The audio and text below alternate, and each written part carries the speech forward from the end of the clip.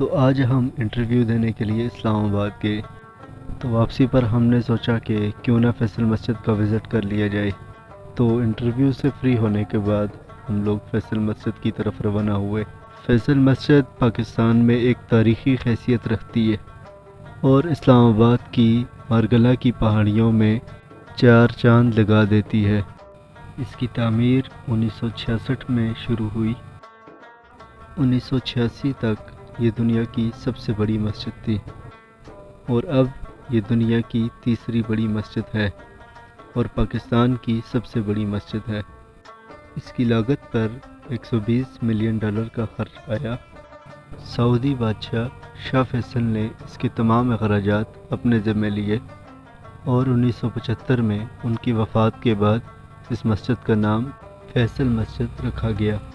اس مسجد میں ایک وقت میں 3 لاکھ نمازی باجماعت نماز ادا کر سکتے ہیں۔ اس کی تعمیر ترکی کے ایک آرٹسٹ نے کی ہے۔ اس کے 4 مینار ترکی کی نشاندہی کرتے ہیں۔ ہر مینار کی اونچائی 79 میٹر یعنی 260 فیٹ ہے۔ تو اگر آپ اسلام آباد وزٹ کرتے ہیں تو آپ سے گزارش ہے کہ اس کا وزٹ لازمی کریں۔ راولپنڈی کے مقابلے اسلام آباد کا درجہ حرارت کافی بہتر ہے۔ یہاں پر گرمی کا اتنا پتہ نہیں چلتا۔ نماز کا وقت ہوا تو ہم نے مغرب کی نماز ادا کی۔ نماز ادا کرنے کے بعد ہم اس کی نقش و نگاری سے متاثر ہوئے۔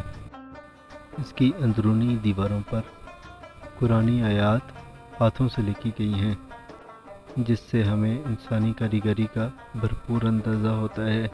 فیصل مسجد آرکیٹیکچر کے جدید تمام تر تقاضوں کو پورا کرتی ہے۔ ایک وقت تھا کہ اس کے گراؤنڈ پر یونیورسٹی بھی موجود تھی، جس کو بعد میں کہیں اور شفٹ کر دیا گیا۔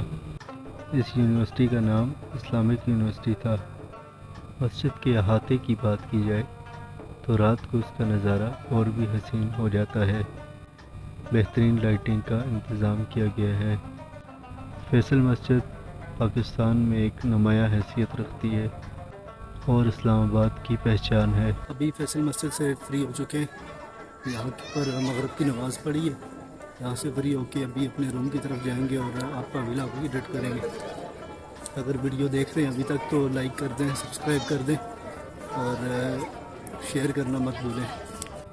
امید کرتے ہیں کہ آپ کو آج کا ولاگ پسند آیا ہوگا۔ اگر آپ نے ویڈیو کو پسند کیا تو ویڈیو کو لائک کر دیں، چینل کو سبسکرائب کر دیں اور بیل آئیکن کو ضرور پریس کریں تاکہ آنے والی مزید ویڈیوز سے بھی آپ لطف اندوز ہو سکیں۔